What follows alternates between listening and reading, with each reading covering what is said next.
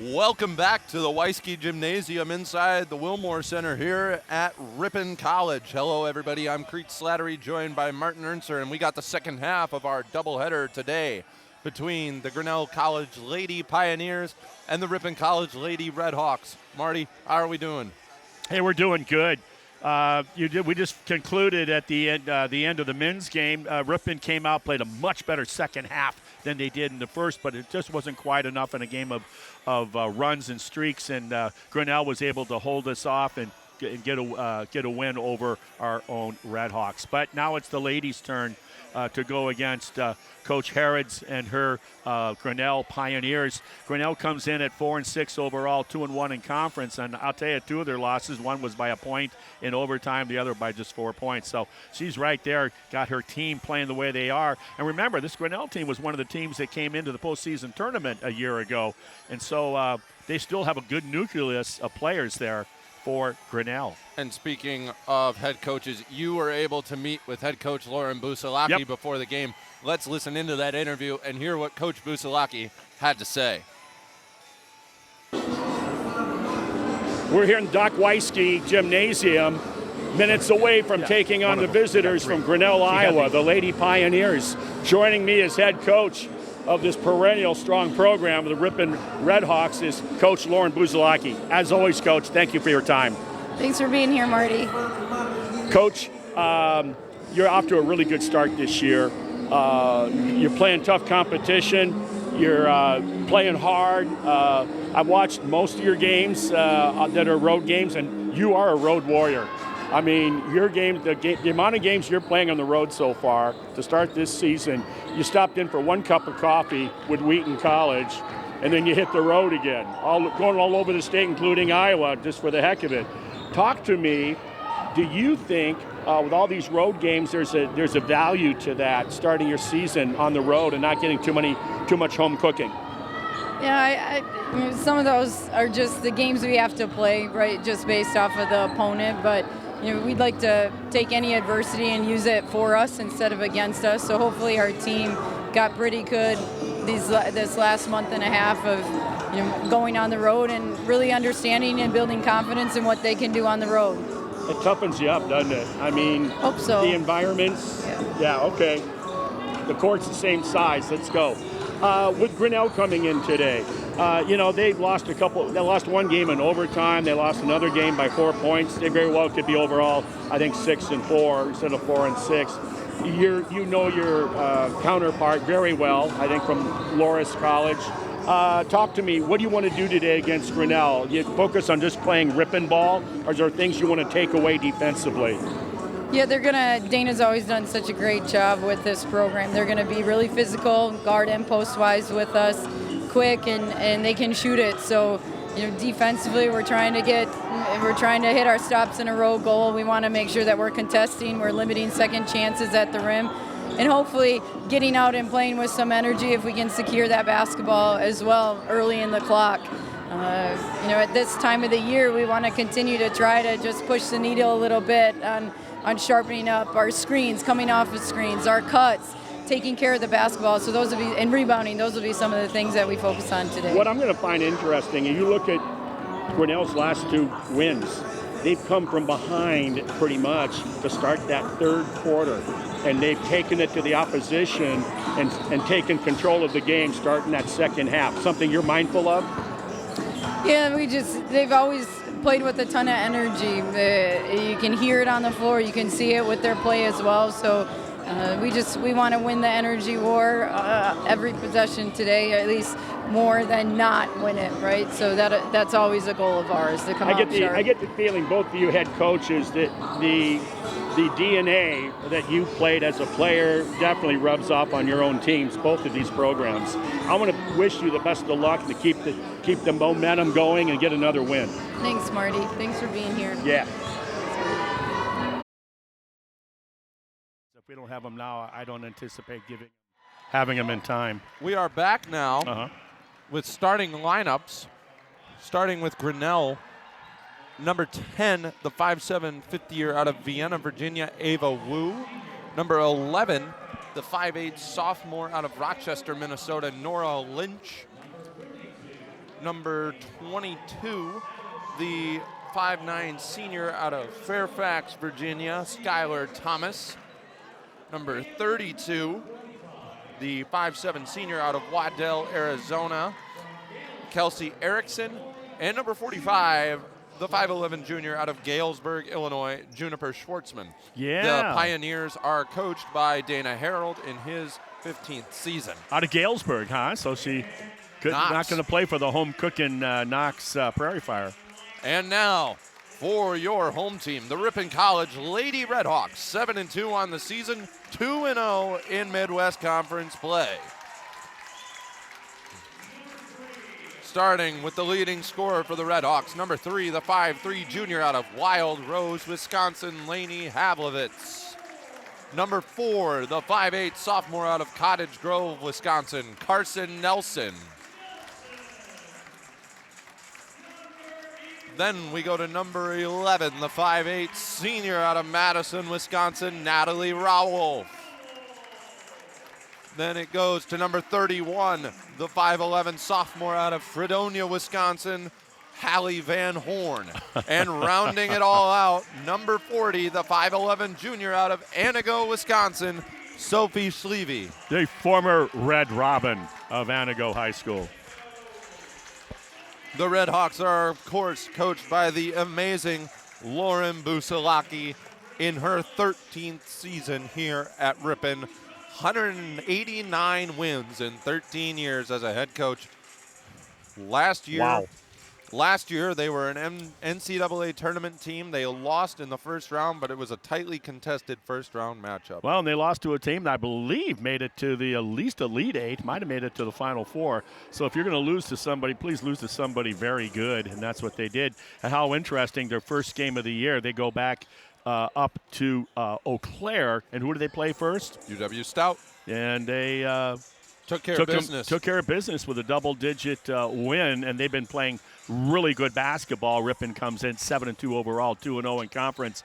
They are road warriors. They are absolute road warriors. And in terms of, they started the season at 3-0 on the road, right? Yeah. And then they come home for a cup of coffee against Wheatland College, and then hit the road again to De Pere, Platteville, Waukesha, Beloit, and Mount Vernon, Iowa for 5 more road games, and now they're home.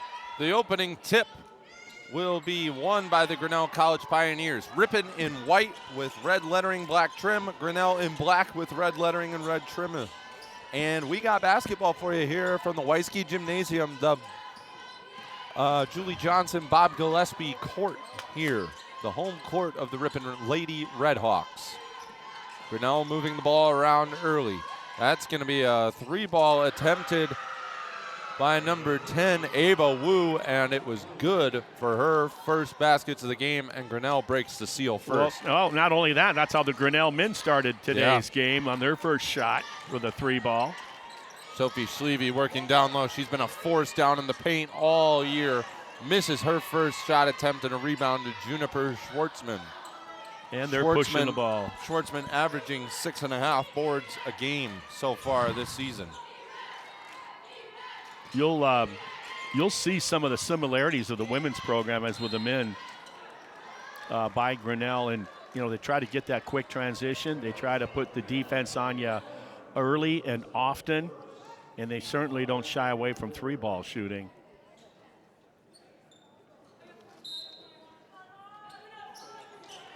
It'll be Nora Lynch to inbound. Dana Harold, the head coach. Fouled by Sophie Schleve. That was Kelsey Erickson taking it to the rack. Had a chance to talk to her before the postseason tournament last year. She knows Busalaki quite well, and I always thought we should have a one-on-one tournament with those two. One-on-one, first one to 15. Erickson with her first free throw being good, and her second as well. So Grinnell up to an early 5-0 lead. Well, you talk about Erickson. She had 20 in the last game. She hit back-to-back-to-back threes to start the third quarter, and they never looked back in their last game. Natalie Rawolf slings it over to Havlovitz. It was a 30-30 tie. Erickson put the first 9 boards down in less than 4 minutes, and that was the difference. Carson Nelson gets it knocked away. Foul's going to be called. She got bumped. That's going to go against Skylar Thomas, number 22. And Kelsey Erickson, in fact, in that win over Illinois College, was 5 of 7 on threes. Not even the leading scorer for that team on the season. Inbounded to Natalie Rawolf. Now gives it over to Havlovitz, makes a move, takes it in, goes up with the right hand and kisses it in off the glass. Lainey Havlovitz, the junior out of Wild Rose, Wisconsin, gets the scoring started for the Red Hawks. And she's lead right up there at the top on leaders for scoring this season. That's a 3 ball. Hits nothing but air, and Sophie Schleve comes down with the board. That was a 3 out of Kelsey Erickson's hands. Carson Nelson's going to drive all the way in, get the foul, so she's going to go to the line to shoot 2. You know, player of the year graduated Ella Tempest, averaged double-digit points, averaged double-digit rebounds. Player of the year, like I said, got some other recognition, I think, in D3 hoops. A little long on that iron by Nelson. And everybody else, nobody else was a double-digit scorer last year. They were all single digits. And the closest was Hallie Van Horn. Well, and now you have your 5 starters all averaging double digits, as that free throw was good. Havlovitz leads with 15 a game. Sophie Schleve with 7 boards a game leads the team. Nice strip by Nelson. Jump ball is going to be called. Good job. She just grabbed onto the ball, and Nora Lynch couldn't go anywhere, and the Red Hawks will get possession back. We'll talk about the commonalities statistically of Natalie Rawolf and Carson Nelson a little bit later in the game. Very uncanny, their statistics.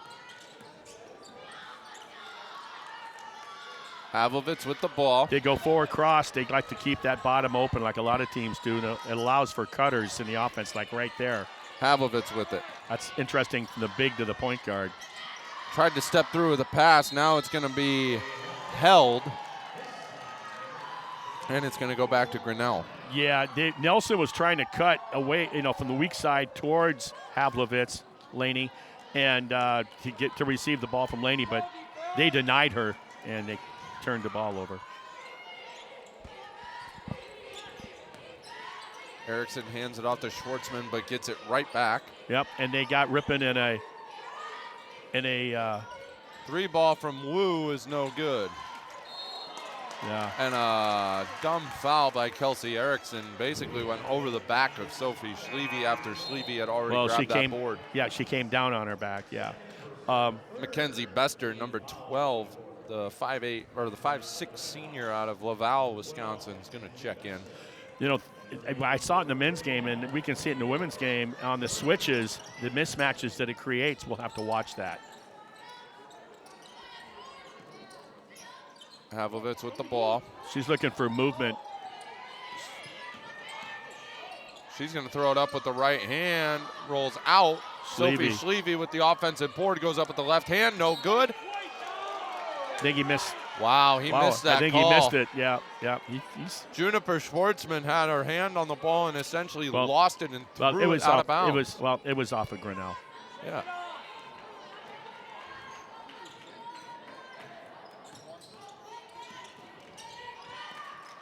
Kelsey Erickson's going to line up a long 3 and misses short off the iron. And that's what you see from Grinnell. Skip pass, shoot the pill from downtown quickly. Havlovitz is going to take it herself, coast to coast. She is so deadly, going from left to right and using her back side of her body to shield off the defender, and she finishes so sneakily good on those layups. We have a tie game at 5. Erickson kicks it over to Wu, over to Lynch, down to Schwartzman. Doubled down low with Schwartzman. Just moving it around. Good defense by Ripon, below 10. Schwartzman with it, gets it right back. Below 10 seconds now, well under.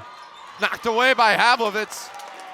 That'll make a coaching staff happy. Nice. Now Havlovitz is going to drive. She's going to get bumped by Ava Wu. Yeah, just got a little lazy there, coming through the lane with her lean. That turnover by Grinnell was on number 24, Georgia Patterson, the 5'9", fifth year out of Fairfield, Connecticut, as Molly Johannes checks in for the first time. And she's one that, I mean, this is a senior now. Came out of a really good program in high school that won hardware down in Madison. And she now has worked up to over 9 minutes of average playing time. Yeah. So, and it's come in very handy for Ripon to have that depth. Van Horn with it down low in the post. Nice little shovel pass to Havlovich, who hits the reverse layup. Good patience, calm under fire.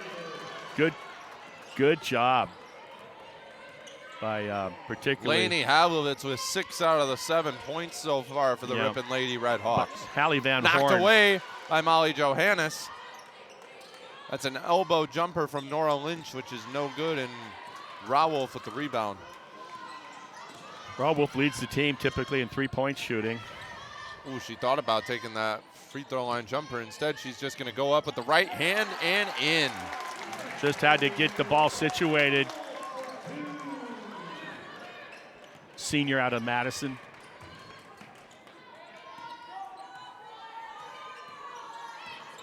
Ava Wu. Patterson with it now. Bester's out there for Ripon.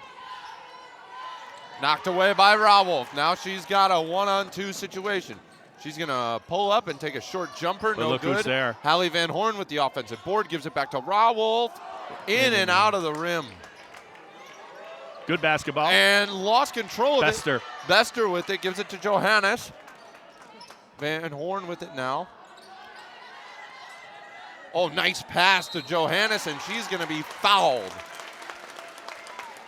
She's fundamentally sound, came out of a really good girls sports program just down the highway there out of Rosendale, and did a really nice job there at their high school. They've had some state trophies down there, not just in basketball either, also in I think some softball and volleyball as well. So she's a senior now.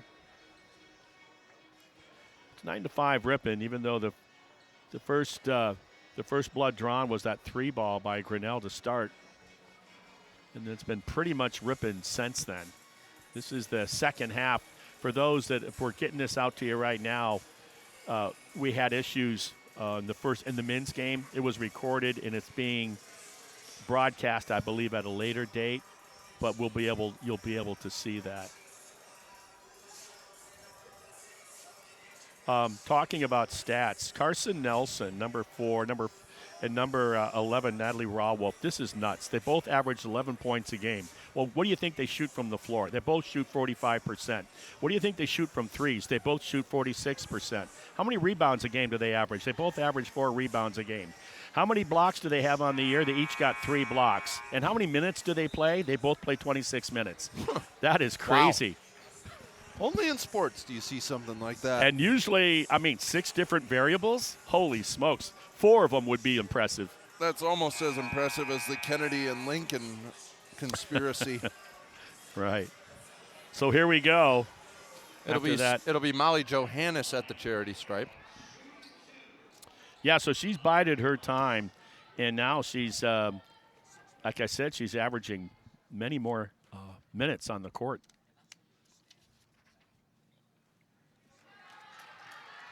That free throw is far. Callie Havlovich, the younger sister of Laney, is going to check into the ball game for the first time. She oftentimes is one of the first people off the bench. In fact, her and her sister do a very good job on thefts. And in fact, Callie led the state by far in steals at all divisions last year in high school. Ava Wu grabs her own miss, kicks it out. Had a good look, just a little long. And they're going to call a reach around, I think, on one of the Grinnell players. I think it was just out of bounds. Okay. Somehow. That was Cassidy Pack on that missed shot. Callie Delaney. Go back on top usually. Yep.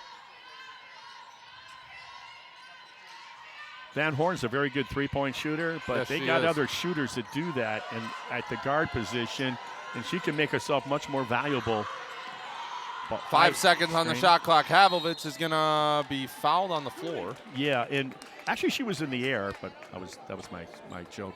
Yeah, she was. And how they're gonna rule it? They're gonna call it non-shooting. And going back to talking about Laney and Callie playing together as sisters, they missed it by 1 year.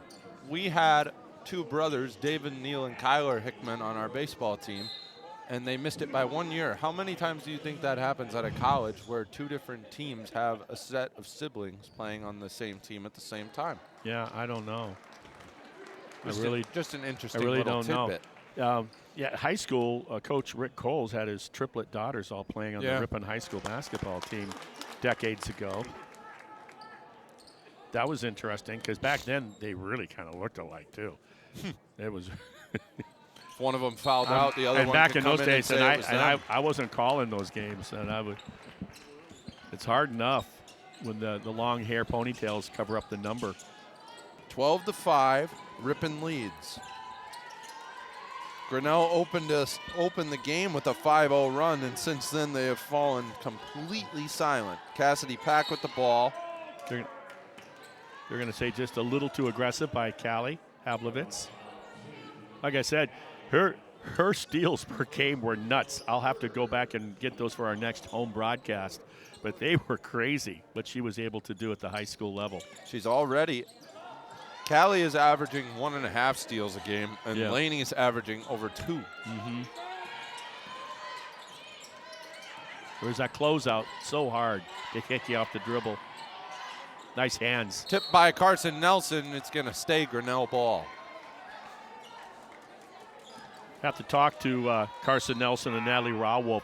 Find out if they have any similar likes of of hobbies and they both like basketball. movies and everything, right? Right. They certainly do play basketball. They both like basketball. To have those 6 commonalities statistically. 2 seconds left on the shot clock. Oh. Bailed her out with a foul from behind. Yep. Got her from behind as she turned the corner. She dribbled all the way around like a horseshoe, if you will, came up the left side, and just at that shot clock, she was fouled, and she's going to shoot 2. That'll go on Schleve. It's Amelia Regal bricks her first free throw. It's unusually quiet here. We're on Christmas break, so that's what you have. You don't have that boisterous student body here for Grinnell this afternoon. And boy, are they boisterous. See what Nelson wants to do with the ball. Nelson's going to take it to the rack herself, loses it. Now she's going to go up with the right hand and in. You know, that's good recognition. You know, they didn't close the lane off on her, so she said, okay, I'll just keep going until you try to stop me. Nice little baby hook that was. Cassidy Pack, no good. Rebound to Nelson. She loses it, and Bester with it now. Callie Havlovitz goes up and one. Wow. How's that for keeping your eyes on the rim through all the contact and having the wherewithal to finish on the follow-through off the window for an end-one opportunity? That's not a typical freshman move, is it? No, it's not. Molly Johannes will take a breather. Bester, the senior for Ripon. She is out of Reedsburg area. And she completes the three-point play. Good pressure. Cassidy Pack with it now. Yep. Regal's going to chuck up a three, Pretty. and it goes in. So Bester got a taste. Now she knows what she's going to have to close. So Ripon's 17-0 run comes to an end there.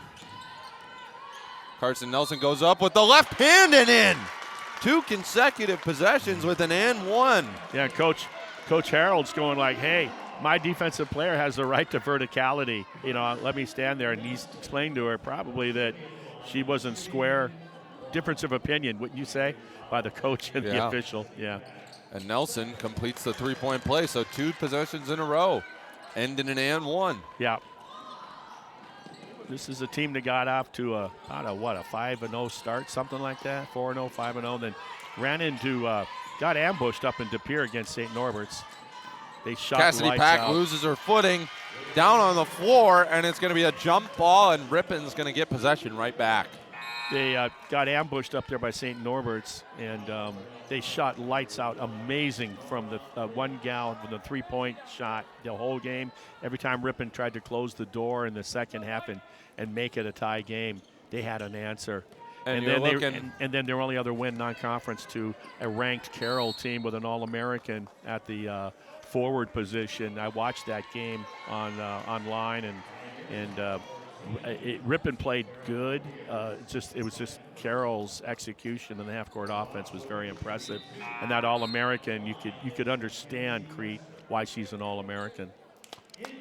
Van Horn checking back into the game, and if Bester makes this free throw, Lainey Havlovitz is going to check in for her. Ripon's going to go down UW Milwaukee, the Kalachi Center, play an exhibition against D1 Milwaukee, I think tomorrow. Yeah. Thank goodness it'll be warm out. And there's that's sarcasm. I think they're looking at about a 25-degree chill factor below zero, about 3 to 4 o'clock tomorrow morning. So I know they don't have a convertible, so I'm not worried about that. But they're going to do that.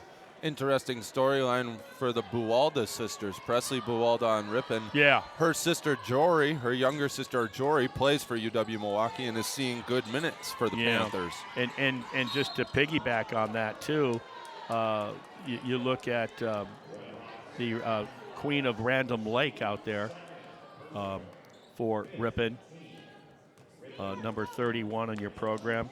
And Hallie Van Horn's mother played for UW Milwaukee collegiately. And later, I'm going to talk about the connection to Loras College with Midwest Conference coaches. Amelia Regal makes her first free throw. Yeah, there's a lot of Randolph High School graduates playing round ball, both men and women, around the country. Misses the second one, and Molly Johannes with the board. One of them played for the Boston Celtics, if memory serves me. Nice pass. And Lainey Havlovitz converts her second and one of the game. Was that Van Horn on the assist? No, that was Carson Nelson. Gotcha. A nice little slick lefty wraparound pass. Nelson off to a great start. Misses the rebound, or misses the shot, but Hallie Van Horn with the offensive board. Jump ball is going to be called. Grinnell's going to retain possession. That should have been a foul. Yeah. Van Horn was surrounded by three Grinnell Pioneers. I was looking for this ref down below us to blow that whistle. She just chose not to. And she just stood there. So here we go. 24-9, Ripon in control of this game. Grinnell came in, started it with a three-point shot, up 3-0, and it's been all Ripon pretty much since. In the first 2 minutes of the quarter, Grinnell scored 5 points. Yeah, and it's because in the last 8 minutes, they've only scored 4. Yeah, and that misses that three, and Nelson with the long board. Look at that now outlet. A nice outlet pass to Lainey Havlovitz. What are they going to call? Oh, a charge. Well, I'll tell you what. Number 12, Reese Stevens, trying to hype up her teammates after drawing that charge. I'm going to give Reese Stevens a big. I salute you, taking that charge like that. It was a bang call, and guts of a burglar to stand in there and take that hit, and you don't have an airbag, right? Good hand, too good of a hand in the opinion of the ref. Van Horn going to be called for it. So, yeah, we talked about Ripon. They're going to take off to UW Milwaukee tomorrow. They'll be back here next week, Friday night, 6 days from now. Hopefully it's going to be warmer. I think the forecast is for that. Of course, how could it not be warmer than chill factor of minus 25 tomorrow? Well, it is Wisconsin. Yeah, it's just kind of early, right? We're in December. These are those January, February temps. It's funny that we say that because everyone expects December to be cold, but it seems it like is in the last few years that colder. It just hasn't been that way. Yeah, right. And we got a lot of early snow now that we've shared our weather conditions with the we've turned in, viewers. we've went into meteorology Yes. on the Ripon channel here. I can't even say that word. Look at this drive here, 2-on-1. Fakes look a off. pass and one again. Did you see her Wow. look off? Her look off to Amalie Johannes. People were going, oh, she's going to kick. And she threaded between the two defenders, created the contact. I'm telling you, the guts of burglars, these two sisters from Wild Rose, contact it's like their middle name, right? Maggie Gloss checking in for the last 10 seconds. The senior out of Elmwood, Wisconsin, number 13. Yeah. 6 seconds left. 5, 4. Not That's going to get a Reese shot. Stevens with it. Not going to get a shot. Throws one up. Holy. Two-handed grenade just from that distance, right? Yeah. And, that was a but Larry Bird. She knew what she was doing. Yeah, good call. She knew what she was dealing with. Larry had a bit more accuracy when he shot like that, though. Hey, what else is, you ask yourself, hey, what else is the rest of the Midwest Conference doing this week? Well, let's talk about it. Knox is 3-5 overall. They're 2-1 in conference, and today they are in non-conference action, but they happen to be taking on 11th ranked Whitewater University. Meanwhile, Cornell improved to 4-4 overall with a non-conference win last night over Marion at home in Mount Vernon, Iowa. And then Coach Brassey says, okay, nice win. Now, tomorrow morning, let's have breakfast, hop on the bus, and we're going to go to Decorah, Iowa, and we're going to take on Luther. So last night they won easily over Marion, 81-38. They're 500 on the year, 2-1 in conference. Monmouth is 2-5, 0-2 in conference, and they're taking on a rather formidable Vikings team, Lawrence University, that's 7-1 on the year, 2-0 in conference.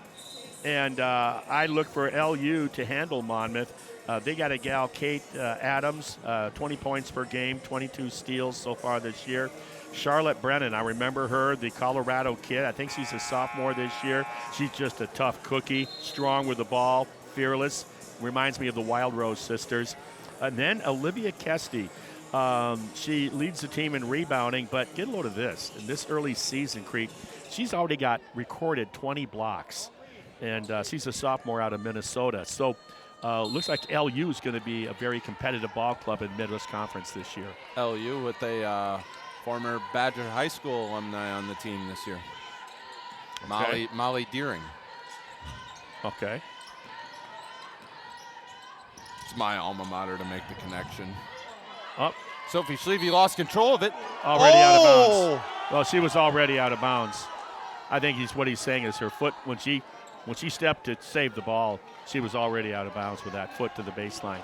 So anyway, I'm going to save you the heart attack. Yeah, refs tend to give me those every now and then.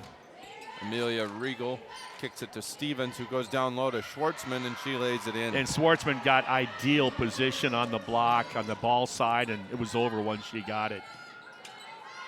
Kind of think of Schleve in the same situation. If she's out there on that block, she'll finish. There she is, a little further away right now. Schleve loses Double. control of it again, kicks it out. Robble from beyond the arc, misses. Rebound to Regal. Van Horn ties it up. It's going to stay with Grinnell, though. So ladylike, Van Horn. Yeah, you come in from behind without fouling, you tie him up, and then the first thing after you hear the whistle, she turns because she doesn't know if she's been called for a foul or a held ball, and then she helps her counterpart up off the floor. Very nice. Kick to the corner. Short. It should be okay. Well, it's Ripon ball. We got Interesting. away with one. Didn't it look like Nelson? It looked like knocked Schleve knocked it out. Nelson, you and I beg to differ, but it's the same result. Yeah. The important thing is, It's they're not Ripon going ball. They're just not going to get them all right. Sadly. Well, not No, sadly in no. that case. Right, it's part of the game. Schleve on that high post. Look Down at that low to back Van door. Horn, and she's going to be fouled and go to the line That to is shoot such two. beautiful timing for the guard to feed the elbow on the high post to the center.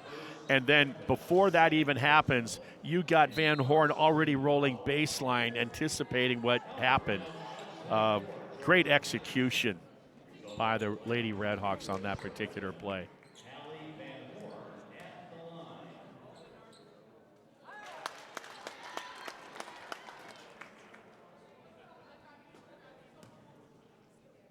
Van Horn made her first free throw, and she makes her second.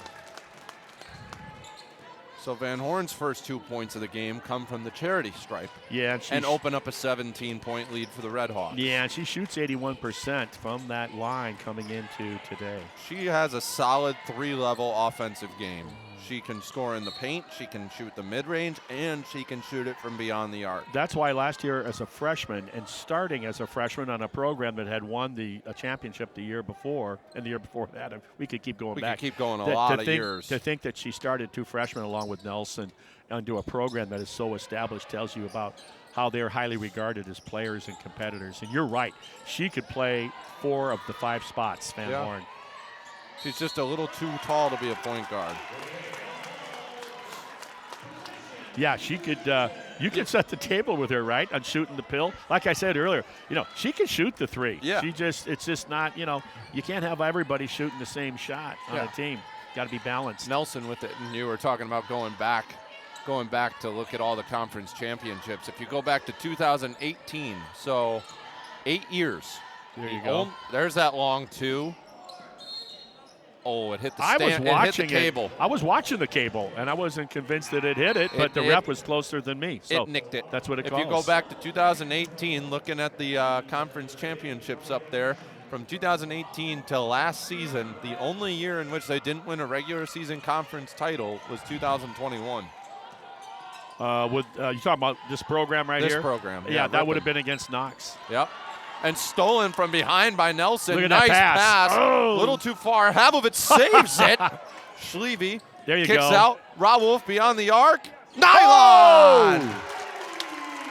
That's crazy. What a sequence by the Ripon Lady Red Hawks. Sometimes when you prepare with all that type of hustle, it makes up for a little bit of fortuitous luck, huh? Yeah.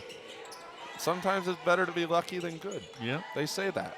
They do. There's a lot of theys that say that. There are. Nice defense here on a dead ball. Don't reach and bail them out. There you go. Wow, and she gets another held ball. It's going to stay Grinnell. Fundamentals, the nervousness of the game. I can't tell you how many times we'll see a player catch the basketball, got pressure, instinctively dribble, but it's not with a purpose. It's just a nervous dribble. Now you're dead in the water, right? Yeah. And that's where the composure comes in.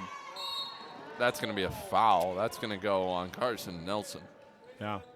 Well, you got to look at it when both sisters are playing. That's 10 fouls for that family, right? That family's got 10 fouls, Crete. So they feel like they got a whole bunch to give. 32-12. And just understand something. This team coming in today very well. 2 narrow losses. This could be a 6-4 team right now. Indeed. And it's going to be out of bounds on Grinnell. Rawolf got a piece of it, and then Kelsey Erickson tried to save it from going out of bounds and accidentally tipped it out of bounds on her own. So, Ripon with the basketball again. Lainey Habovitz with it. Kicks it over to Nelson. Down to Van High Horn. post. That high post just opens up the baseline for everybody. Rawolf kicks it over. That's Nelson from beyond the arc. Rims out. Van Horn. Hallie Van Horn with the offensive board. She's going to go up and in off the glass with the right hand. In sports, you can tell by how good an athlete is, by how easy, whatever it is, whatever the sport is, how easy they make it look. Big screen by Juniper Nice bounce Schwartzman, pass. and she's going to get the give and go. Nice bounce pass. Tight quarters, drop the dime, go with the bounce pass. Dribble, Jump step stop, through. And she stumbled, therefore the travel. If she comes down with both feet and doesn't stumble, but it was the She'd correct be call. fine. Yep. Molly Johannes is going to sub out Sophie Schleve. There's some difficult names to say on Ripon's basketball Sophie squad. Schleve, yes. And after the Wheatland game, I met the parents and I said, "Hey, have a nice, safe trip back to Wisconsin Rapids." Well, that if we didn't live in Anago, we would have. And so I was thinking, Schleve. Oh, that's right, they live in Anago. Yeah. They did not hold that against me, by the way, and they did go back to Anago. Nice people. Yeah. Cassidy Pack with it, gives it over to Carolyn Pierce with that the pick ball and now. roll. Boy, they love to go the high. High arcing 3, no good. Another jump ball. Pack and Rawolf went sprawling to the ground after that, and it's going to be Red Hawk basketball. Juniper Schwartzman, you watch what they like to do here in offense. He's going to be up on that elbow, that high post, 15-foot area, and it's just a simple ball screen and roll down to the rim. Ripon has to be mindful of that because they've been able to exploit that a few times here. Still a 20-point lead by Ripon. Grinnell. Almost halfway through the second half. A cross-court pass. Rawolf from beyond the arc. No good. The carom is going to be picked up by Schwartzman. Good movement there by Grinnell. But look at the defense by Ripon. Their recovery, too aggressive. You're going to call Rawolf, huh? Seems a bit of a soft foul there. Yeah, it was. It was one of those you could have let go, right? Presley no harm, Buwalda is no going foul. to check in for the Red Hawks, number 22 out of Randolph, Wisconsin, aforementioned. Yes, I was just going to say, you just talked about that young lady a little bit earlier. It's the defense. You know, I think that's the identity of this Buzalaki program, and it's defense. Look at Bester that. with the steal. Look at that. Getting the hands on the lane. And she double dribbled. Oh, She traveled with it. Yeah, she shuffled her feet when she tried to bring herself together for an outlet pass because she had Havlovitz running the left lane. Too bad, but you can see it happening up here. Yeah. What they wanted to accomplish.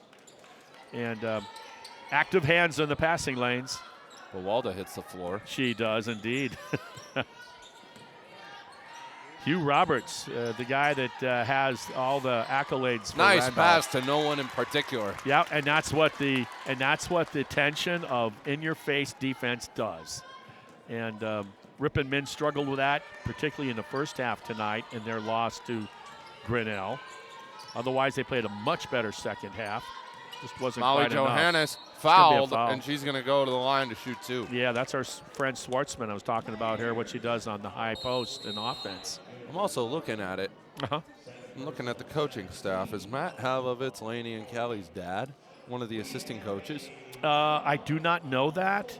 If he is involved this year or not, I don't know. So I was just looking because I knew they had a former player from last year on their coaching staff now, and I realized it was Bree Miller. Right, and Bree Miller's coaching. Yep. And they lost our buddy from Waupun that played for Coach Ryan before he stepped down from his coaching duties, took the AD job at Carthage College. And the name escapes me, but he's up north from what I understand in one of the college programs, assistant coaching, played for Ryan. His sophomore year in high school, Waupun won the state championship. He had some of the best hands, if you will, for a big that I had seen, and shot a very nice three ball, too. His percentages were right up there with his teammates in terms of top of the percentage shooting for three balls. And you wouldn't see that coming from a big post player. No, you would not. Typically, of course, we're seeing that change a lot when guys like Dirk Nowitzki, international players, came into the NBA, revolutionized big men shooting the pill from downtown. I'm partial to Brooke Lopez myself. Oh, I got no problem with that. It was the American style, your 7-footers didn't step out and shoot threes. And it was really the international game that kind of forced that in AAU ball and all that kind of thing. Tony Kukoc was another front runner of that. He could shoot the rock He's from cool, outside. Cool dude, too. Dennis Rodman could even hit a three from time to time. He didn't try if to, he though. did, yeah, if he did, yeah, definitely, probably could have sold the book on the essence of rebounding. Oh, 100%. Yeah, nobody was better. Greatest rebounder of all time, and it's not even close. The worm. Oh, and Johannes is going to get called for the little reach. Yeah, be happy sometimes. Don't be so greedy. Be happy with that good defensive position. And she was still about 3-4 feet above the block, right? Yeah. So it's like if she had that real estate on the block, then maybe you would have to gamble a little bit more.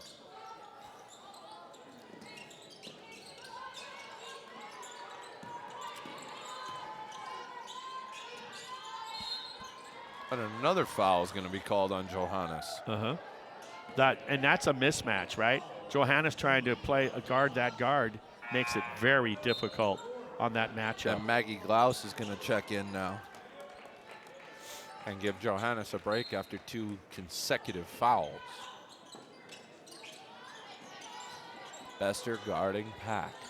Now Buwalda. Yeah, I mean, right? Johannes. Ooh, Havlitz almost had that steal. Nice pass. Dumped down. Inside out. Shot no good. Havlitz with the rebound. That's Laney. And they're off and running. Kicks out to Callie. She lines up a 3-ball. Nylon! Callie Havlitz on the assist from her sister Laney. Now, you're talking about siblings playing together at the same time. Coach Buzalaki has an identical Cassidy twin. Pack just goes straight to the Nice. rack, but she One and bricked done. it off the One backboard. of the shorter players on the court gets the rebound to the sister. Almost an instant replay. That Yep. would have been something. That would have been impressive.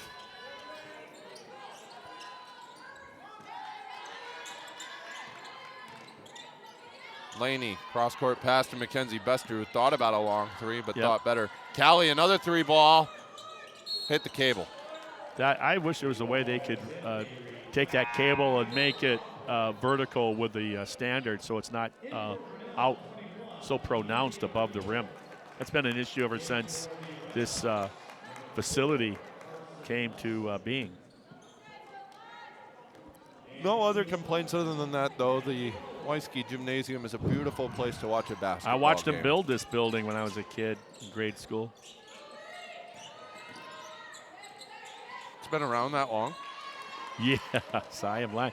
It was built back in the late 60s, I believe. Shot from Rawolf Oh! is good. A Stop short and jumper. pop. Yes. Yes, sometimes we label And we a 30-second these players. 30-second timeout is going to be taken by Harold. Yeah, let's talk about not only Harold and Buzalaki, but get back to Buzalaki. So here's Buzalaki growing up, Coach Buzalaki, in Black River Falls. That I call it the town of the Orange Moose, and her and her identical twin sister playing, and they're both guards, of course, and their dad is their coach. And so when Buzalaki 13 years ago got the head coaching job here, who does she bring with her as her number 1 assistant? Pops. And now three grandchildren later, you got the hero that you don't see, and that's Mom, right? You got the dynasty. And they got it going there. But the connection with a lot of these coaches in the Midwest Conference, you have Dana Harold was working on her master's at Loras, and she got to meet Buzalaki because Buzalaki was coaching as an assistant at Loras College in Iowa at the time.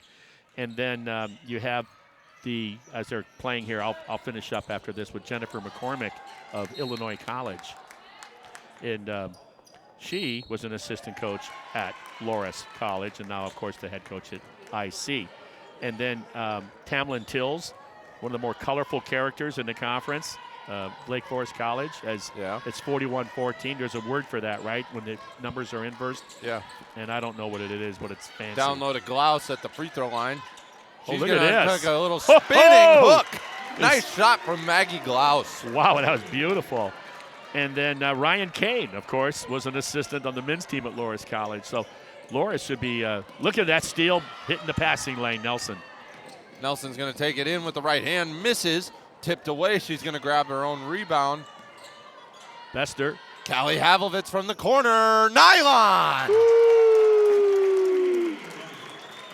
Imagine those two in the driveway playing one-on-one. That had to be Holy some heated smokes. matchups back in the day. Yeah, they probably had to turn the lights off and say, you got to go to bed. Callie Havlitz tied up Amelia Riegel. And now Maddie Friedel, the junior out of McHenry, Illinois. I was just in McHenry last night. I know where that community is, and we got a little right hip issue with one of the Grinnell players. That would be now Callie Ava Wu. Havlitz on a breakaway, and she passed it off to Friedel, and she missed the layup. I don't think she was expecting it. Just an unselfish play by Havlitz. Nelson crossover. Nelson with the left hand and in off the glass. Yeah, normally you ask the official to fix the net, but I guess you could do it that way too. Reese Stevens guarded closely by Friedel. Too closely. Wow. Yeah. That just doesn't seem like a foul that you need to call. I concur. If if the defender gains an advantage by virtue of that contact, right, then we'd blow it. And you and I are sitting up here kind of thinking, we're going to, we'll let that go. It's out on top. And maybe that's the other thing, too. It's out on top. It's just those two players in the open.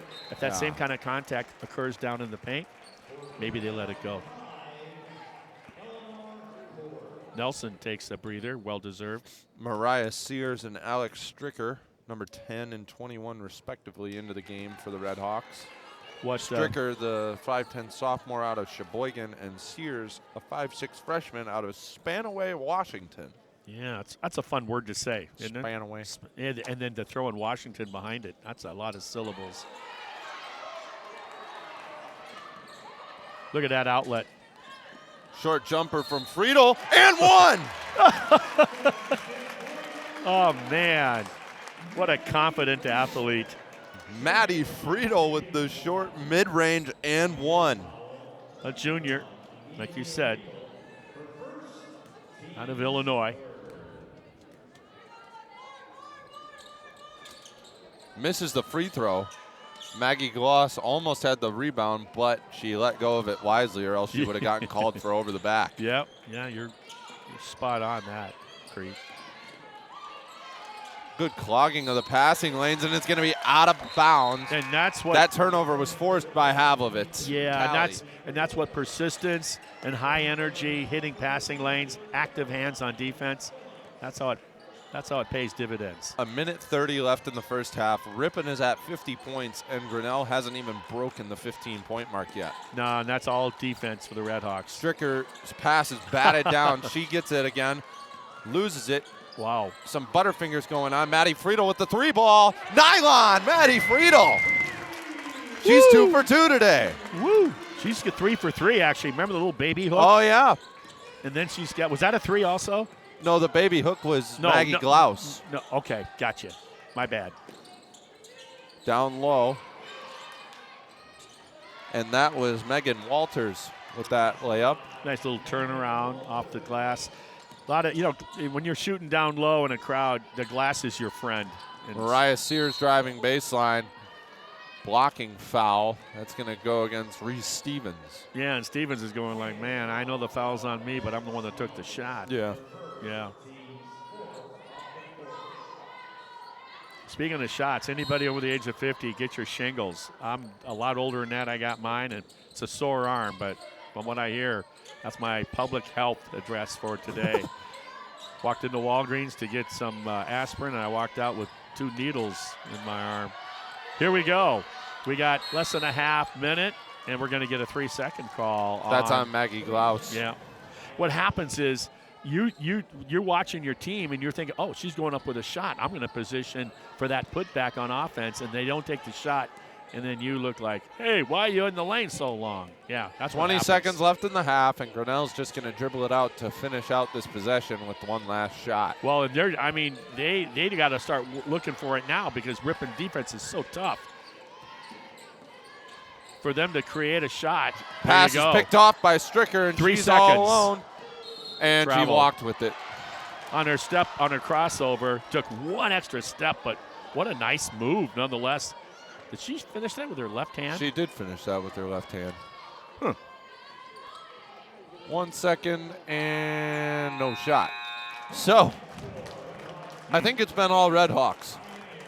Yeah, and that's not to shy Grinnell. Like I said, they came in with a 4-6 record, winning record of 2-1 in conference, and their last 2 games on December was it 2nd, where they it was halftime. They were trailing at halftime. I take it back. It was all knotted up at 30s, and Lynch, Nora Lynch, I talked earlier about, came on and hit 3 triples in a row in the first 4 minutes of the third quarter to get separation and go away and beat Illinois College. And then the hero, when Grinnell played, who was it? I can't even read my own notes. The point is, Kelsey Erickson not only scored 20 points in that game for them, but it was another third quarter barrage where they outscored their opponent 27-17. And once again, she was 5 of 7 on threes in that game and had a lot. It was the catalyst offensively to come from behind and win that one. So for them to come into Ripon, you got to feel fairly good about yourself, right? We got a winning record in conference, and, we can play with these guys. And once again, I really Ripon believe just the relentlessness of the defense and what it does in terms of creating the offense. It's just nonstop. It's pressure all the time. Well, we'll be back in a few. Go ahead. We'll be back in a few with the second half of this matchup between Grinnell and Ripon. But don't go anywhere. Ripon leads 53-16 at the half.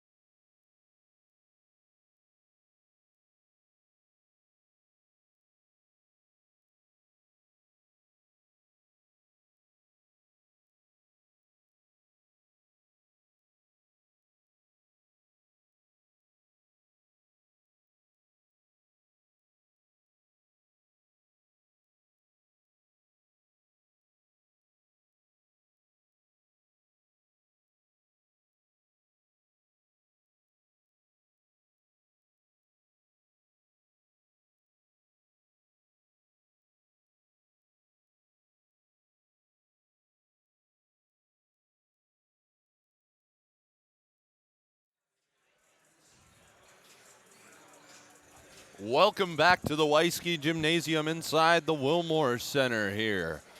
I'm Creech Slattery, as always, joined by my partner Martin Ernster, and in the first half of this women's basketball matchup, it was all Ripon. 53-16 the score at the end of the first half. Lainey Havlovitz, the leading scorer for the Ripon Redhawks with 13. Martin, what were you seeing from the Redhawks that you liked, besides everything? Okay, now you just took away my only my comment. Here it is. They're playing the brand of ball, which is Ripon Redhawk Buzalaki basketball. And I'm still of the opinion, in all the years I've been covering her from day one, this is her 13th season, right? Yeah. Crete? Yes. This is, I think, her best collection of athletes from top to bottom collectively. I'm saying athletes. I didn't say basketball players. Well, they can play the game pretty darn good, too. But by that, what I mean, when she wants to play a brand of ball, it's all about speed, it's all about pressure, and it's one thing to be speed and pressure, but you got to be under control. This team, for the most part, this season has shown that. They've taken a big step. How many times would I see steals and outlet passes that are thrown away for naught over the years? These athletes are so good that they're outlet passing. They're running the outside lanes, not going down the middle of the court looking for that pass. Yeah. Everything they do. And then we talked many times about their defense. And it's not a special defense. It's a man-to-man defense with a lot of effort and then a lot of help and recover. They hit those passing lanes and create issues for the opposition. They got this game under control. They come in averaging 76 points a game, Ripon, so far this season. They're well on their way. They typically will limit most opponents to about around 60 points. So, I'm sorry, Grinnell will average about 60. So you can see what that defense has done to fluster the Lady Pioneers from Grinnell, Iowa. So, yeah, everything's going. I think Nelson started out the game in fantastic shape, under control, attacking from different locations. They average double digits. They're 5 starters. We mentioned that at the beginning of the contest. 5 double-digit starters. They all come away with 10 or more points going into today's game. It's just crazy. She's got a bull by the horns here, and the other thing is that comes to mind is you don't learn a lot from winning big or necessarily losing big, but you learn a lot about close games, right? Yeah.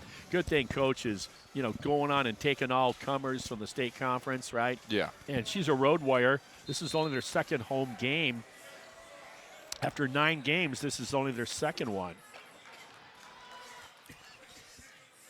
So, as we start the second half, it'll be Grinnell ball. Grinnell, in the first 2 minutes of the first quarter, scored 5 points. Yep. Then Ripon went on a 17-0 run. For the next 18 minutes, the last 8 minutes of the first quarter and the 10-minute second quarter, they scored 11 points. And what a stifling defense it is. Big it was a display. 53-11 run for Ripon over the next 18 minutes. That is unheard of. Yeah, it is. Hallie Van Horn with it now. She's going to drive. She loses control of it, but gains it back. Now it's Natalie Rawolf with the long 2 nylon, starting right where they left off. Doesn't Rawolf have just a beautiful shot? Yes, she does.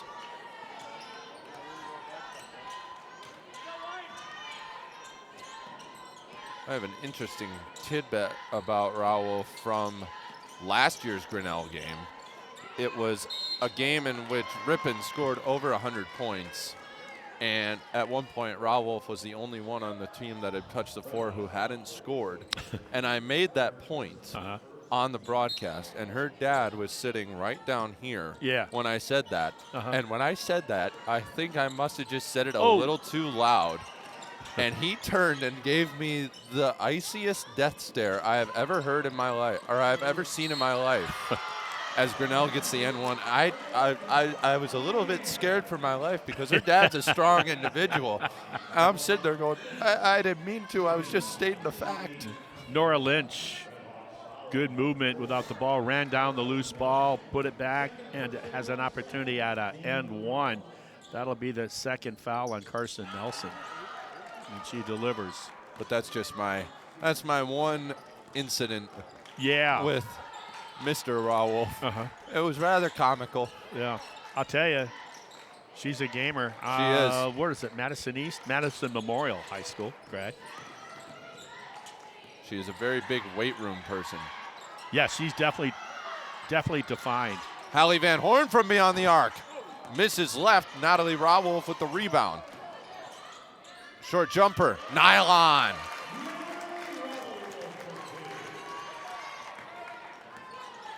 Rawolf hit a 3 in the first half. Yeah. Last year, if you wanted to beat Ripon, the door, you know who it went through, the player of the year.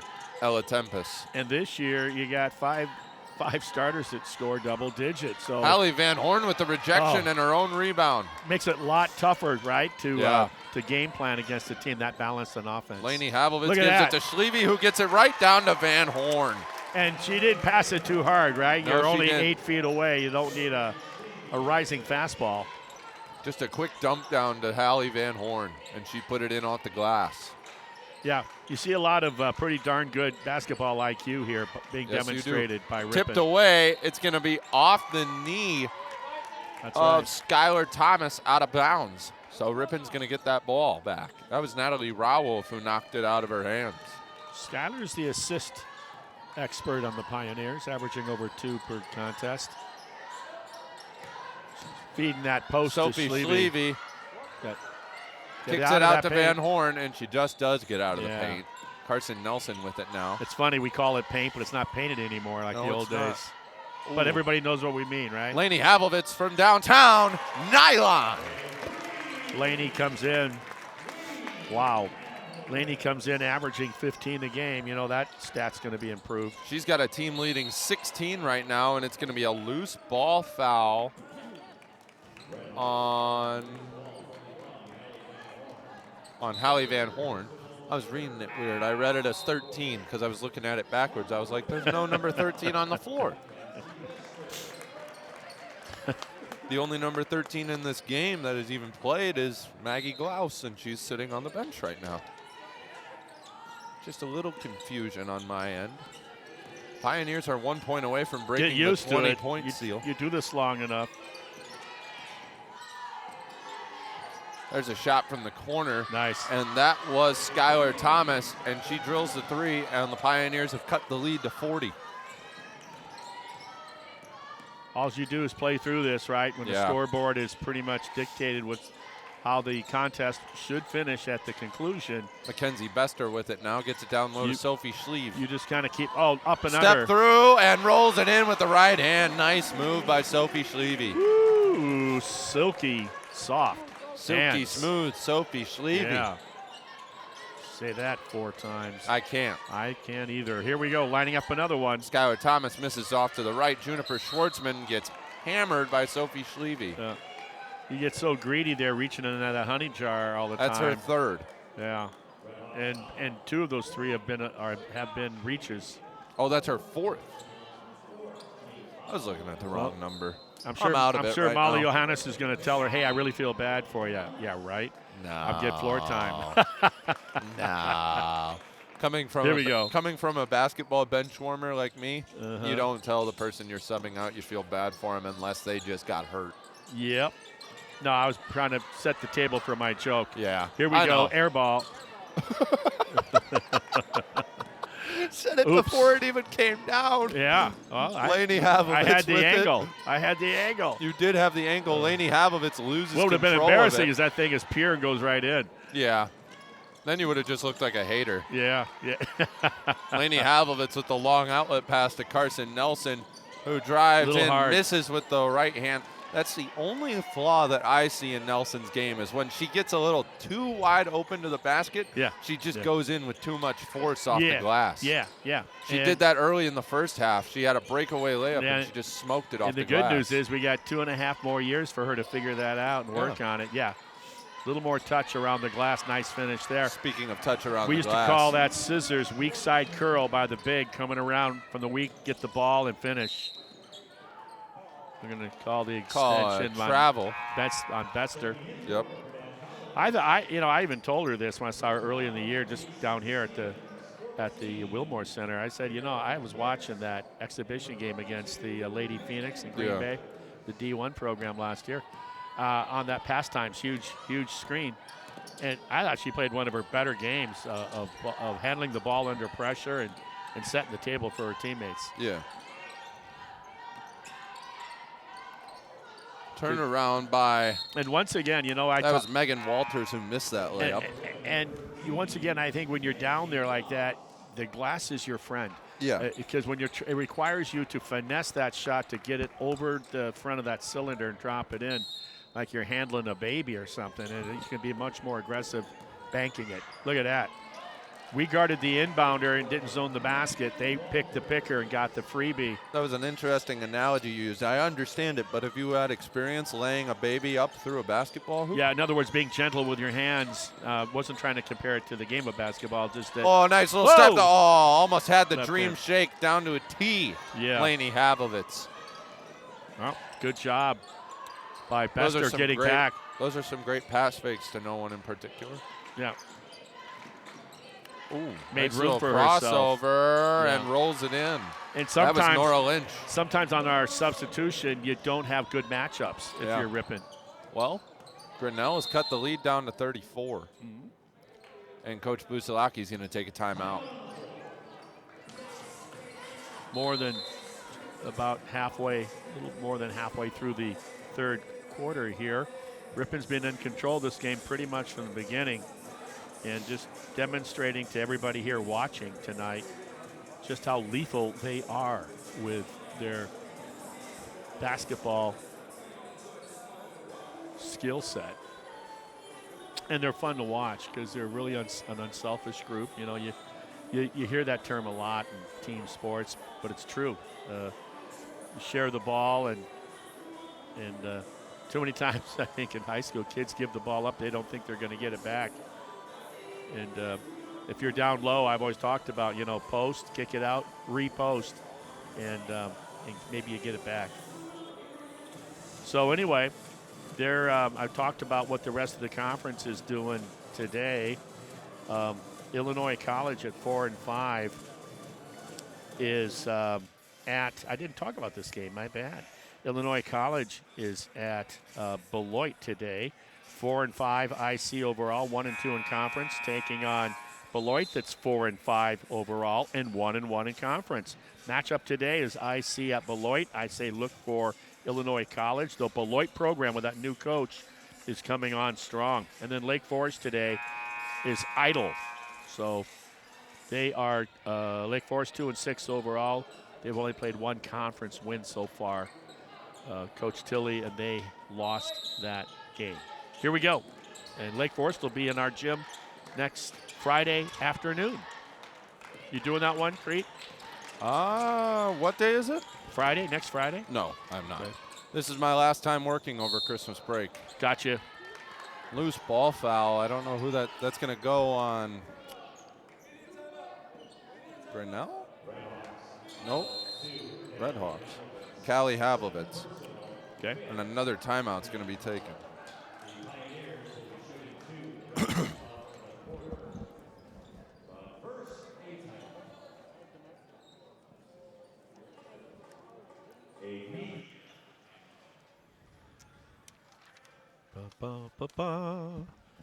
So, what can we tell you about Ripon that we haven't even already bragged about, right? They, like I said, their two losses are at St. Norbert's and then at Waukesha against former conference foe from years ago, Carroll University. Carroll's a ranked team. And when Ripon went into play, going back to St. Norbert's, play them, they didn't have a very good win-loss record, but then you realized, go into the numbers, the losses that were handed to St. Norbert's were, I believe at that time, 3 of the 4 losses were by ranked ball clubs. Yeah. So they were laying for Ripon, and I have to tip my hat to St. Norbert's. That's one of those teams, even talking to Coach Buzalaki, it's just like, there's 2 teams you don't lose to. You certainly don't lose to LU. And let me tell you, LU's got a program now, right? They made the postseason tournament here, hosted by Ripon last year. And the game up there, in fact, I'll probably go to the game up at LU later this winter. And that was a highly contested game. And watching Havlovitz have to go toe-to-toe with Brennan, the Colorado kid, at the guard spot, very entertaining. Ripon pulled it out at the end. So Nora Lynch makes her first free throw. Yeah, like I said, Nora was the hero with 15 points, 50% from the floor, 4 of 8 on threes when they came back and won their first conference game. As of right now, Grinnell is outscoring Ripon in the second half. Mm-hmm. And you know that's not going to sit well with head coach Busalaki if they allow this to even become somewhat of a game. She's now given quality minutes. minutes. Maggie Gloss with a long two, misses short. Yep. She's now getting quality minutes to a bunch of non-starters right now. That's Nora Lynch, misses, and Callie Havlovitz with the rebound. Nice, nope, not a nice pass. Yeah. Had the good vision, just you a gotta bit outside. You got to get air under that and let them run under it. No different than a quarterback to a wide receiver. Got to get air under that because she was being trailed pretty closely. And those are the decisions, and those are the execution of that kind of play. Hopefully you get better at it as the season progresses. Pass was tipped by Presley Buwalda. Yeah. Oh, that's a travel. Yeah. Yep. Good job, Bester. She picked her dribble up and just stutter-stepped a little. Yeah, because she wanted to go up on top of the key, and she was denied. And then when she panicked with a hotly contested defense. And we're going to see, here we are winding down in that third quarter. We're going to start seeing other players we don't see a lot of getting floor time, and that's good for everybody. It's good for us, the viewer. It's great for the kid, great for the coaches to see him in game situations, no less in a conference game as Bester comes out and takes a seat. There you go. Oh, what a cut. Oh, what a cut. My goodness. I think she just got into the game, too, for Ripon. Went down Main Street. Naomi Rakula, the freshman out of Sevastopol High School, Sturgeon Bay. That's great movement without the ball. She saw the play happen before it happened and made herself a big part of it. A nice finish off the glass. That's Reese Stevens at the line as she hits her first. Sometimes when they shoot free throws in this gymnasium, sounds like you're calling the Masters. Sounds like you're Jim Nance. Because no student section. We would have heard some comments, right? Yeah. They have some really nice free throw shooters on this Grinnell ball club, by the way. They just didn't show it in the first half. They shot 50% from the line. They shot 15% from beyond the arc. And Ava Wu is a 92% shooter. Nora Lynch is a 92% shooter. Carolyn Pierce is a 89% free throw shooter. Cassidy Pack, a 74%er. Georgia Patterson, 87%. 88% actually. And I'm not sure because we didn't get the stats. We're on Christmas break here, and we didn't get the stats. Otherwise, I'd like to know who was doing the shooting for them. Well, I was able to take a glimpse at the stat sheet down there. Okay. And what struck me was there was not a single Grinnell player with a plus-minus above 0. Every single player that touched the floor was in the negative. And I suppose it wasn't unheard of with the fact that they were down by 37 at the half. And once again, she missed that free throw. Ripon has that ball right now. Ricola. She was fouled on the pass. Otherwise, Presley Buwalda with a great backdoor cut, and she would have been hit in stride with the pass. Yeah. That's the first foul committed by the Pioneers in this half. Mariah Sears also, the freshman out of Spanaway, Washington, Bethel High School. She's out there. In fact, she's trying to go to the safety valve on top to Buwalda or Alex Stricker. Sears, the pass to Ricola. 10 seconds left on the shot clock. Callie Havlovitz with the ball. Got some at least three freshmen out there. 5 seconds. Turn around. Ooh. Off the glass. Alex Stricker with the offensive rebound and fouled, so she'll go to the line to shoot 2. Sophomore out of Sheboygan Lutheran High School. Stricker.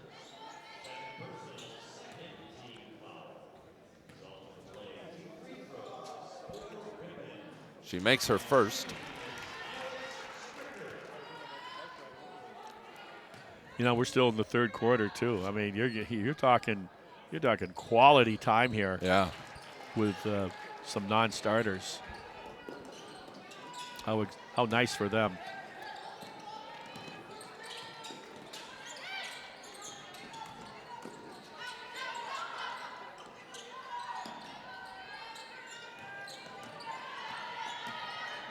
Callie Havlovitz walls up and prevents that shot from going in.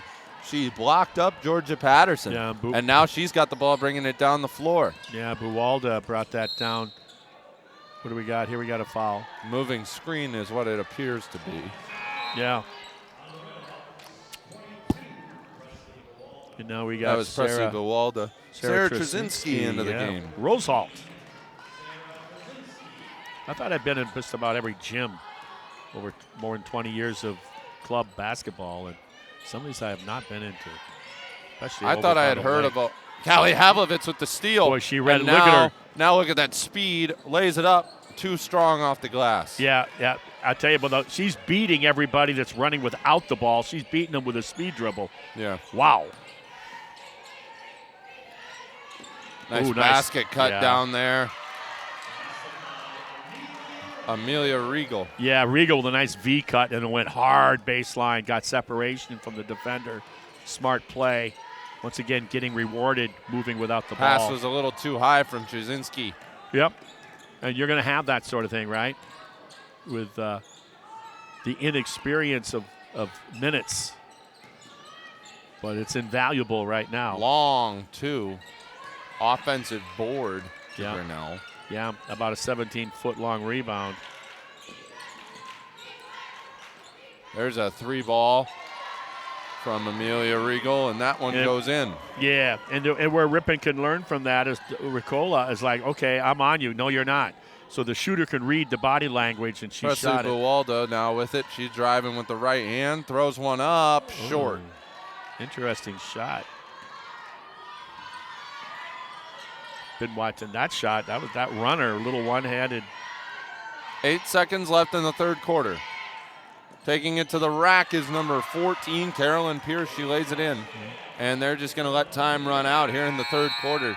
So, technically they cut the lead. It was a 37-point lead at half. It's only 32 now. And then we'll see how Coach Buzalaki wants to do this now. Do you want to give a few more players off your bench some minutes here in the fourth quarter? You know, we gotta see. I mean, you got all different kinds of things you're wondering about, right? You know, who's going to play now? It'll probably be more of the same with this, like you said, this big double-digit lead that they can play more non-starters. I wasn't even able to look at this floor time. I wasn't even able to look at this early on. Ripon College is now receiving votes nationally for the top 25. Oh yeah, I have it on my notes. Yeah. Yeah. Yeah, right here with a star. RVs. Also, I just called them Road Warriors. Mentioned it to the coach because you start the season on the road. You win your first 3 games all road. Came home. Yes, we're home. Playing that good program, Wheaton College out of Wheaton, Illinois. Took care of business with them, and then guess what, guys? Put down your cup of coffee. We got 5 road games before we come home and play today against Grinnell. So they had to go to De Pere. De Pere beat Ripon for their first loss of the season. Went into Platteville, and Platteville was undefeated, like 4-0. They go into Platteville, took care of business there. And then Waukesha, Carroll University with the All-American and company, ranked 24th in the country, beat Ripon. And then Ripon had to go to Beloit for another conference game. Beat them by 54. Yeah. And then they had to go to Mount Vernon, Iowa earlier this week and come out of there. Coach Brassey, a well-respected coach in the conference. He's got some conference championships in his trophy case. Had to take him on and then came home to play this one today. A lot of traveling. Mel Gibson would be proud of the Ripon Red Hawk Road Warriors. Good old Mad Max. Yeah. Oh, my goodness, you've seen that? Here we go. Well, I haven't seen the original Mad Max, but I know of it. Yeah, but I also like Mel Gibson. Yeah. I just watched The Patriot the other day. You wouldn't Netflix. even recognize him. He was so young. Oh, I'd recognize him. So, yeah. I'm a big movie guy, Martin. Yeah, you made that clear. And we'll do impersonations sometime before the season's out. I've heard you do a couple. I do a few. He's actually pretty good, folks, as we get an offensive call on Grinnell with a pushing of the arm, so it'll go to Ripon. Just underway in the fourth quarter. Ripon in control of this one. Do the math for me. Is that 30 points? 30 points. Okay. I never claimed to be a math guy, but I can do the job if necessary. Yeah, I know. I had to major in political science myself. Here we go. And now you ended up broadcasting. Mm-hmm. Maggie Gloss with the long 2-ball. Man, Nylon. she can make it rain, huh? Does she got arc on that She got thing, some or arc what? on that one. That one almost hit what the cable is latched to. Yeah, took paint off the ceiling. Pass Good down find. low. One-on-one, you can go. Left hand. Pretty. Rolls it in.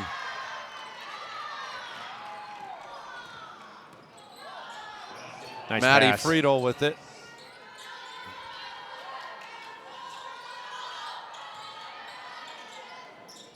Molly Johannes over to Bester. Got a lot of time as the senior from Reedsburg area. Bester. Maggie Gloss with the step through, and she... Years ago, that was always a travel. Kevin McHale of the Celtics made it a legal move, and it filtered down. And what they say is if you can take that little extra step as long as you're releasing the ball. Partially blocked. Maddie Friedel got a piece of that one. Yes, she did. And Pressy Buwalda carried it. Yeah, she did like it. The look on her face, and she kind of threw the ball back in the direction of the official. Watching Friedel, I'll tell you, she's got game. And that's an and one for Juniper Schwartzman. Maggie Glaus got caught just a half heartbeat late. That's the difference between a whistle and a non-whistle.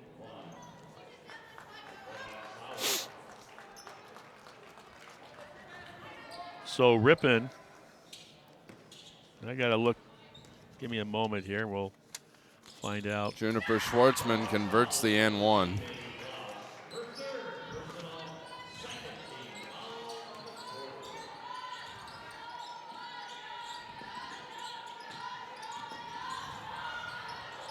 Ricola with it. Mackenzie Bester now gets it knocked away from her. Wow.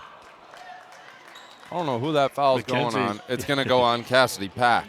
I was just going to say, I would like to think that our Ripon College student athlete was on the bottom of that. Yeah. When you were wondering the same thing that I was. Bester.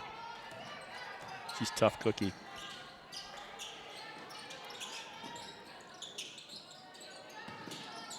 Ricola with it.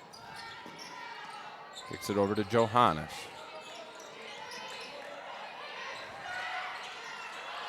Got lots of time, 10 seconds still. 10 seconds on the shot clock. Ball screen. Ricola with it. Bester's going to line one up. And an offensive foul. Away from the ball. That's on Maggie Glaus, I think. I liked what I saw up by the ball. It was great. Had the ball screened. She takes it, and then Bester steps up coming off that ball screen and was wide open. Was an orphan for that three, but foul away from the ball. That's Glaus's fourth foul, and now Kylie Elmblad, a sophomore from Marquette, Michigan, is going to check into the game as she goes to the scorer's table. Good job of, as I say, walling up and not reaching on that shot by Ripon. Johannes with it. That was Maggie Glaus with a good defense prior.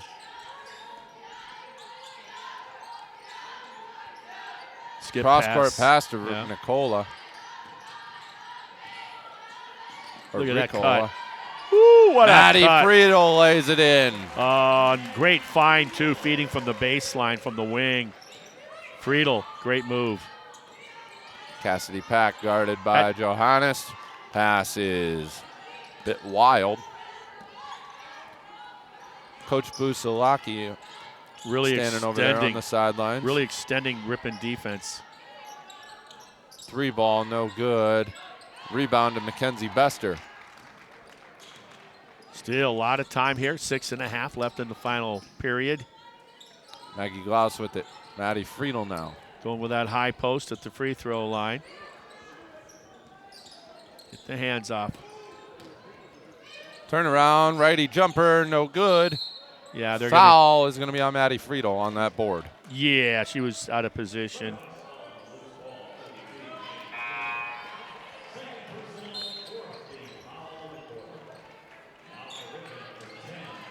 So, Kylie Embald, the sophomore.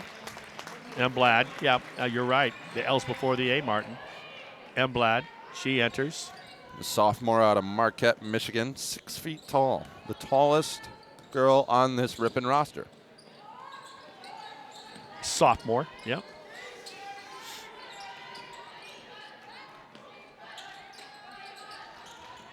Be watching the big. How's her footwork? That's the thing I'm going to look at first. 8 seconds left on the shot clock. Good help there by Emblad.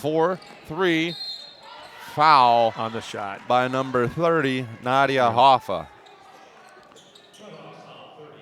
Westfield area. Yep. So she would have gone to, probably was a Pioneer at one time. And number 30, Peyton Perea, 5'10 freshman out of Cheyenne, Wyoming.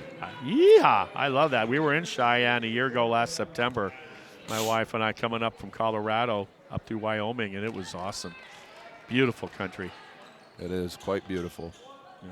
The officer was wondering why I was going 80, and I said I was admiring your state. He gave me a warning. Ah, so that's all I got to say now? Well, it depends, you know. Well, I can't say that in Illinois. It'd be a lie. No, yeah. They're no nonsense. There's nothing to admire in Illinois. Here we go. The only thing I slightly admire over there is Wrigley Field, and that's slightly. I love seeing these younger players getting this floor time, running good offense. Spacing is good. Working the shot clock down to 10 seconds now. See what they do. Dribble, relocate, drives, floater. Perea drives in and throws it off the glass. No good, though. Right, just a little strong off the window.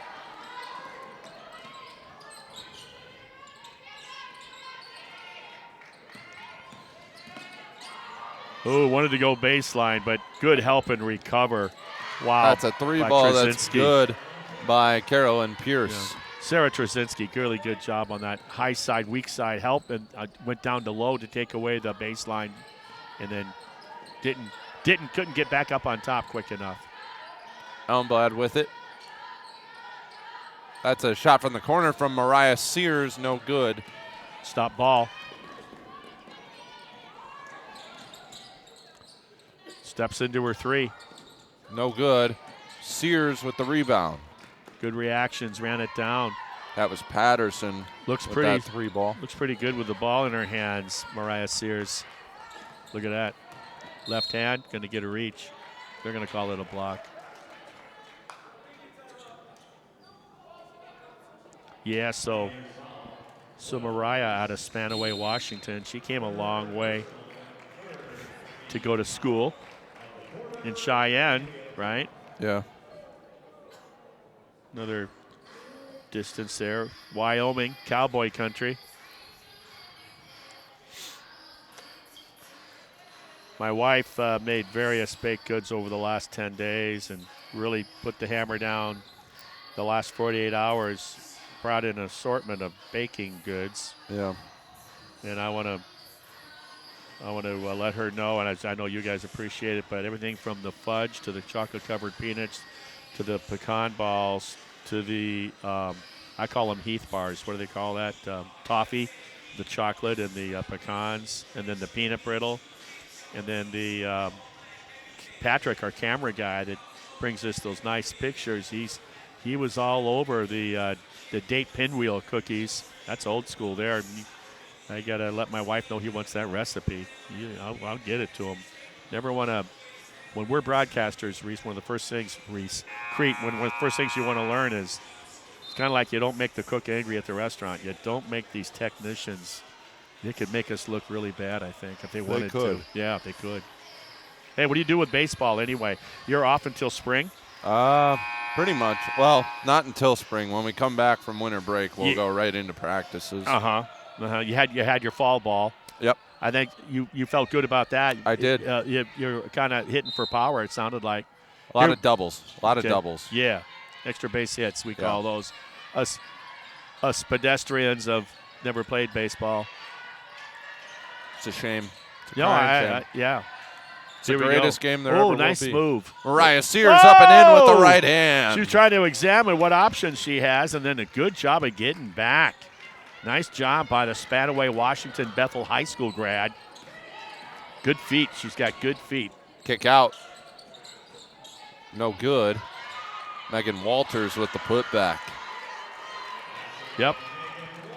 3:45 left to play in the ball game. Ripon leads by 24, 74-50. Redhawks. Like I said, coming into this game, they average about 76 points a game. Pretty impressive that Coach Busalaki emptied her entire bench tonight. Oh, yeah. And she held the ball for 5 seconds. And you can thank those first 8-9 players that play for her to do what they did to get these other quality minutes. I mean, with what, halfway through the third quarter almost. That's great for this team and its development.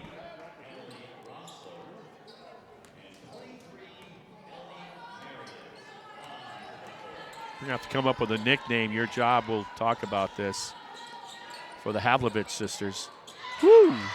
Pretty. That was number 13, Caroline Phillips. Phillips filled it. The 50-er.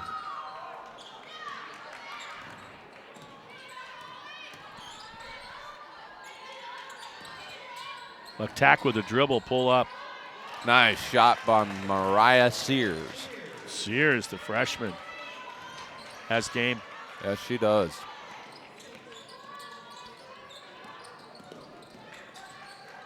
Nice job. Nice guarding on. You got the big on the point guard. Sarah Trzynski doing a good job. Stolen away by Sears. Take your time. They're going to call a push off.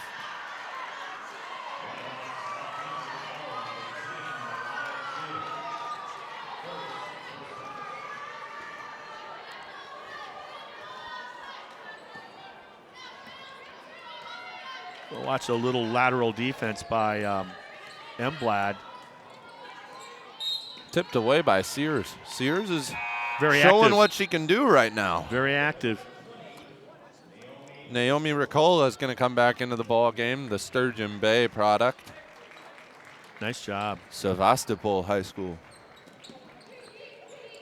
What's their mascot, I wonder?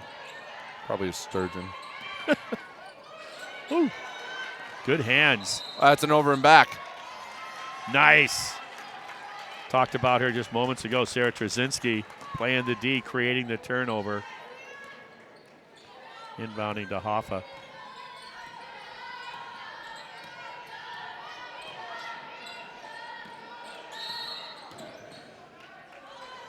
Going to call the hanging on, if you will. Hoffa with a crossover.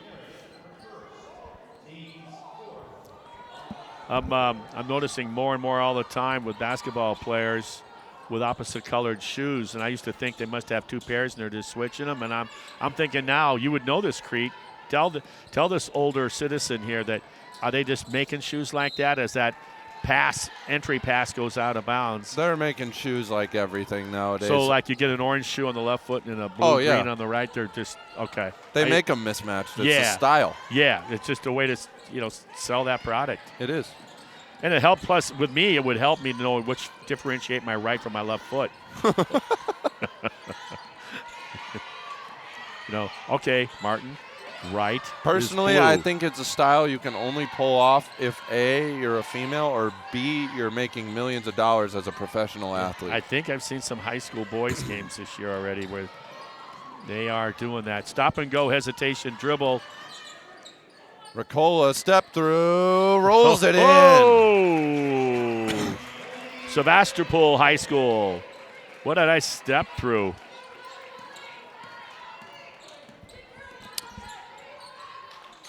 Walters kicks it over.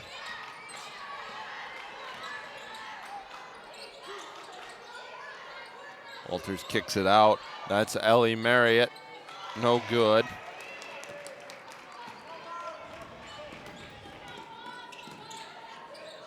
Ricola with it.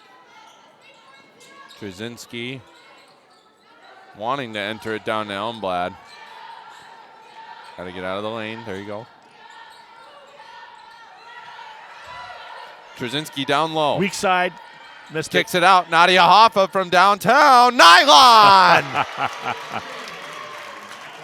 Nice. Like lining up a putt, huh? Yeah. Nice job from the Westfield High School grad. Makes her home in Coloma.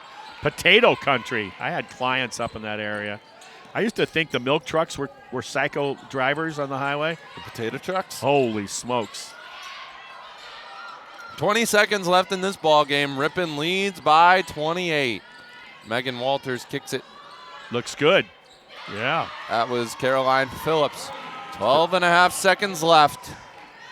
And the Redhawks are just going to dribble the clock out, and they are going to walk away with a W on their home floor, the Weiske Gymnasium, here at the Wilmore Center. 81-56. The Redhawks blow out the Lady Pioneers of Grinnell College. Yeah, yeah. Want to apologize for those that were trying to get the men's game today. We had some issues with streaming, but that was recorded. I know it's not watching it live, but you'll be able to, particularly those people back in Iowa, you'll be able to catch that when it's recorded or downloaded. You'll be able to watch that. Otherwise, congratulations to the women's team. They just kind of load the wagon, smack the mules, and say, let's go to the next one, Yes, don't sir. they? Yes, sir. They are tough. Well, an all-around great game. 81-56 Lady Redhawks. They improved their record in conference. They stay unbeaten. Yeah. And they will face Lake Forest as their next in-conference opponent. Their next game is tomorrow at UW-Milwaukee, an exhibition game, D3 versus D1. Right, and then we'll bring you that Lake Forest game. I believe it starts. It's early. It's going to on for a Friday. I want to say the men maybe at 1 and the women at 3. I think something like that. And so I think that's what will be going on there. We always want to thank Patrick behind the lens, his thank son you very JJ, much, guys. working all this technical stuff that they slap my hand if I touch any of it. So I want to thank them for working with us. They do a great job. Thank you, guys. Martin, it's always a pleasure. For Martin Ernser, I'm Creed Slattery saying so long and good night from the Ripon Channel. Good night, everyone.